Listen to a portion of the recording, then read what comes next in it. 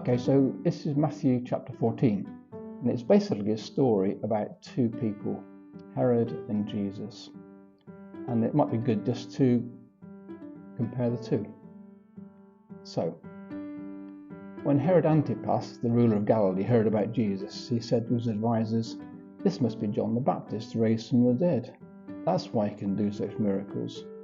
For Herod had arrested and imprisoned John as a favour to his wife Herodias, the former wife of Herod's brother Philip. John had been telling Herod, "It's against God's law for you to marry her." Herod wanted to kill John, but he was afraid of a riot, because all the people believed John was a prophet. But at a birthday party for Herod, Herodias' daughter performed a dance that greatly pleased him. So he promised with a vow to give her anything she wanted. At her mother's urging, the girl said, "I want the head of John the Baptist on a tray."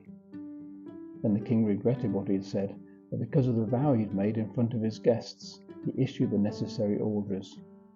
So John was beheaded in the prison, and his head was brought on a tray and given to the girl, who took it to her mother. Later, John's disciples came for his body and buried it. Then they went away and told Jesus what had happened. As soon as Jesus heard the news, he left in a boat to a remote area to be alone. But the crowds heard where he was headed and followed on foot from many towns. Jesus saw the huge crowd as he stepped from the boat, and he had compassion on them and healed their sick. That evening, the disciples came to him and said, "This is a remote place, and it's getting really late. Send the crowds away so they can go to the villages and buy food for themselves." But Jesus said, "That isn't necessary. You feed them." "But we have only 5 loaves of bread and 2 fish," they answered. "Bring them here," he said. Then he told people to sit down on the grass. Jesus took the 5 loaves and the 2 fish, looked up towards heaven and blessed them.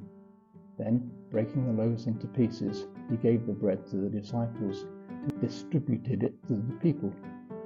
They all ate as much as they wanted, and afterwards the disciples picked up 12 baskets of leftovers. About 5,000 men were fed that day, in addition to all the women and children.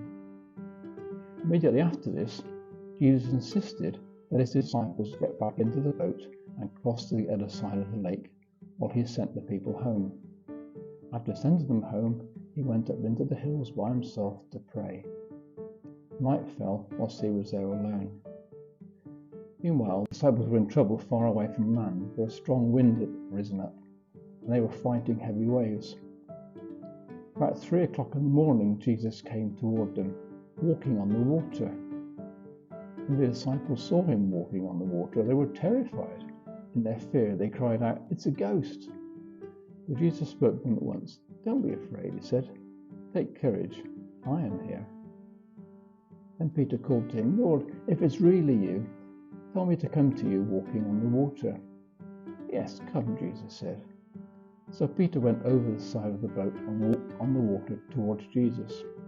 But when he saw the strong wind and the waves, he was terrified and began to sink. "Save me, Lord," he shouted. Jesus immediately reached out and grabbed him. "You have so little faith," Jesus said. "Why did you doubt me?" When they climbed back into the boat, the wind stopped, and the disciples worshipped him. "You really are the Son of God," they exclaimed. After they crossed the lake, they landed at Gennesaret, where the people recognized Jesus.